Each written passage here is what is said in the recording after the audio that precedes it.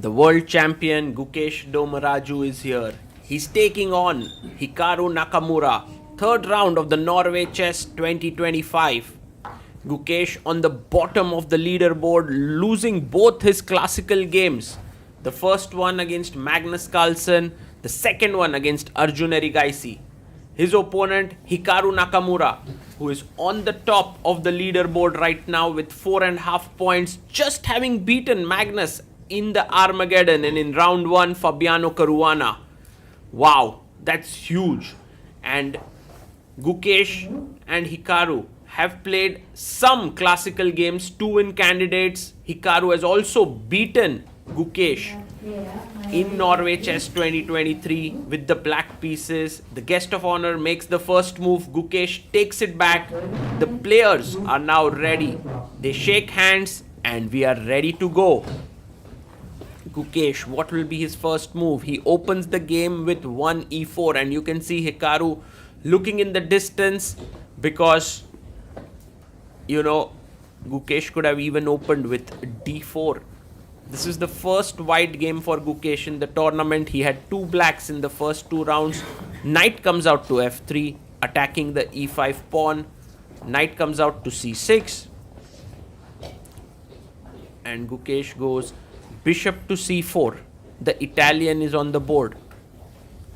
Now the knight comes out to f6, putting pressure on the e4 pawn, and d3 played here. The bishop comes out to e7 and Gukesh simply castles. Now bishop e7 is a very interesting variation. Black also castles because you are kind of not playing this active move with bishop c5, but on the other hand there are these more fighting opportunities as the bishop is placed in a more safe location. By the way, knight a5 is threatened now to win this bishop, so a4 played by Gukesh, now making a square for the bishop on a2. It's all well-known opening theory. Knight comes to a5, attacking the bishop here.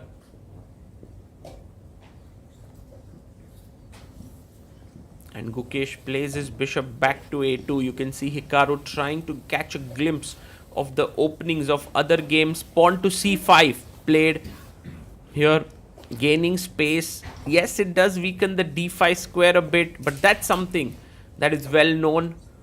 Bishop d2 played here by Gukesh. He's attacking the knight on a5.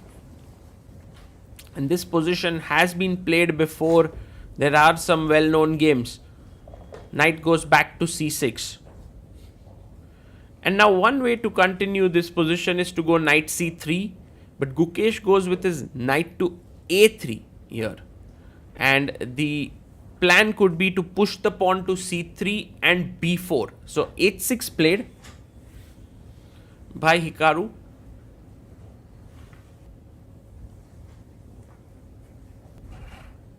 And Gukesh goes pawn to c3. This b4 can become a very potent move there. Bishop e6 by Hikaru. And now maybe not the most accurate. Maybe a6 is the most accurate move here. Bishop e6. And you can see Gukesh takes a bit of time, 2 minutes on the clock, takes on e6.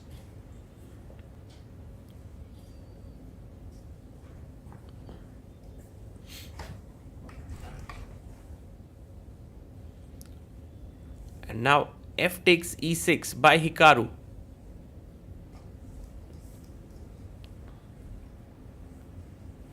The pawn comes up to b4, gaining space in the position.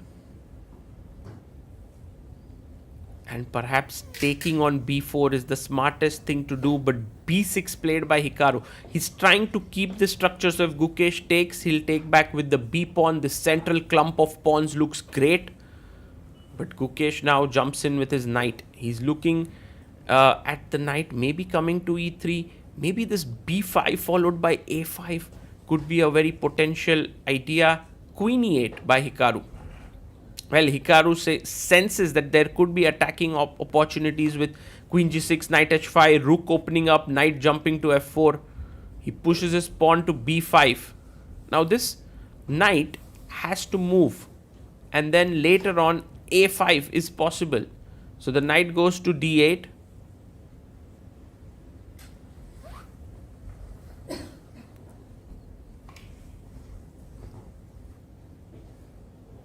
And Gukesh goes d4. It was quite possible to continue this game with queen b3 and a5, and white was better, but Gukesh has gone for a more direct approach right into the center of the position. He's played d4, and you can see Hikaru looking at his opponent there. He's a bit surprised with this move. He takes here after 13 minutes of thought. He takes d4.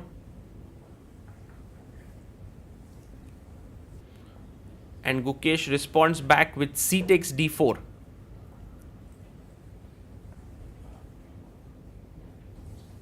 He takes with the pawn. Now knight takes d4 is possible, and I think white is doing well here, and Gukesh can go for it, but instead he goes bishop b4. Very interesting move. Maybe he wants to take on d4 with the queen. He's also attacking the d6 point. So if e5, then he would like to take on d6. And Hikaru goes for this interesting move. Knight takes e4. He sacks a piece because after rook takes e4, he would like to get it back with the move d5. That's the reason he's played this. Knight e4. Rook takes e4 by Gukesh. He simply takes the knight. And now pawn to d5. Hikaru pushes the pawn. Now the bishop is hanging, the knight is hanging, the rook is hanging. I think it makes sense to start with bishop takes e7. Gukesh takes the bishop. Hikaru takes it back so that, Gukesh doesn't take his rook. And now rook takes d4. Right now Hikaru is a pawn up, but he's going to lose this pawn. D takes c4. The thing which Gukesh may want to do is not take with the rook, because then knight b7 and the knight comes to the c5 square. And so he goes knight e5. And the idea now is that if you go knight b7, I have knight g6, forking here. So you can't easily do that. Hikaru goes queen g5, attacking the knight here. And you can play queen e2, which is a very strong move here. And then maybe put the knight on c6, later get this pawn on c4. White would be seriously better in this position, but Gukesh decides to take with the knight. Knight takes c4. He takes this pawn. Now the material is even. You can see that black has a weakness on e6. But is that relevant? Because if the knight comes to c5, it would be super strong. It would not only be active, it would also defend e6. It would attack a4. And Hikaru, he's very quick to do that. Knight b7. He has 44 minutes on the clock. Gukesh has maintained a small time lead with 1 hour, 1 minute on the clock. And now the queen comes to e2. A nice move putting pressure on the e6 pawn. The knight goes to c5. Attacks the a4 pawn, but there's also a fork looming large on b3. So he brings his rook to the center of the board, rook d1. White is maybe teeny tiny better, but Hikaru is a beautiful defender. He goes rook f4. Amazing move. Wants to trade rooks, wants to double down the f file. And for Gukesh to create something here is not easy, but he does it with a5. I like this move a lot because with a5 he's trying to destabilize the knight on c5. Hikaru takes the pawn and Gukesh takes it back. Knight takes a5 and the knight could jump into c6 next. Let's see how Hikaru continues. He takes the rook on d4. Rook takes d4 and rook d8 played, trading the final set of rooks and getting closer to the draw. If a draw is draw happens in classical, we go into an Armageddon where Hikaru is a beast, having beaten Magnus yesterday, and I think Hikaru backs himself to beat Gukesh in the 10 versus 7 format. Knight c6 played here by Gukesh, attacking the queen on d8. Queen b6 is necessary and a good move. You can see Hikaru just hesitating, and in 2 moves plays queen d7, but this is not a great move. The reason for it is now Gukesh can go h4, which he plays. He wants to clamp down the position with h5. The knight is putting pressure here. All of a sudden, very uncomfortable position for Hikaru. And you can see he plays queen d6 by taking close to 23 minutes here and simply blunders. The only move was knight a4 to come to c3, and even that was super sharp and very difficult to manage. Queen d6 just blunders the a7 pawn. And see, maybe Hikaru just very surprised, like what is going on in his mind. Knight takes a7. Maybe there's some plan that he has. He goes knight d3. You can already see him a bit shaken up there. Knight d3, and yes, there you see Hikaru shaking his head. It's very easy to understand what's happening. I think there was some miscalculation there. Hikaru just missed something. Not so clear what it was. Knight comes back to c6, and now king h8 played. But Gukesh is now simply a pawn up, and that too a super healthy pawn up. He defends his knight. He's looking at f7 followed by knight e7. b6, b7 comes as a threat. King g8 played.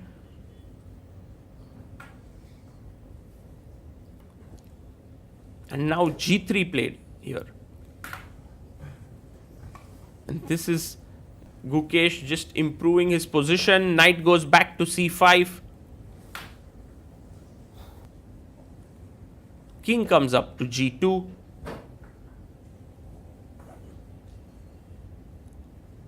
And Hikaru goes back queen d7. There's just literally no counterplay he has. In fact, now queen f4. What a nice move. Because check, if king h7, you can go queen f8 and knight e7.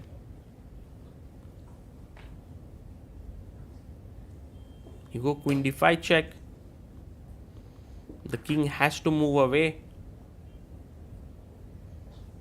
Yes, king h2, king h7.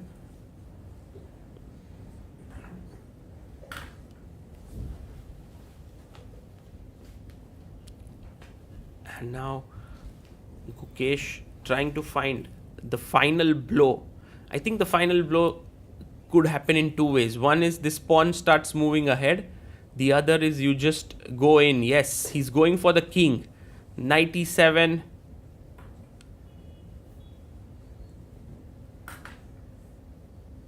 And Gukesh getting close to his first ever classical win against Hikaru Nakamura. Knight to d3. And knight e7. I think that should be game over.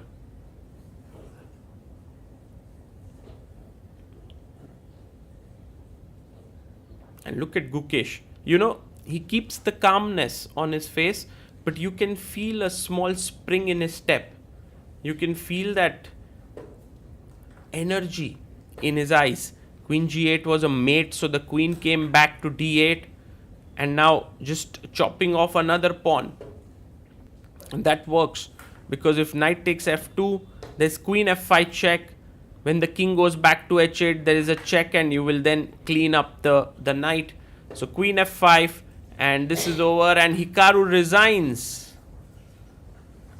And I think maybe he's just talking about queen b6 there, and a5 move in that position where he just played like very quickly this move, queen d7, and just lost his way somewhere, Hikaru.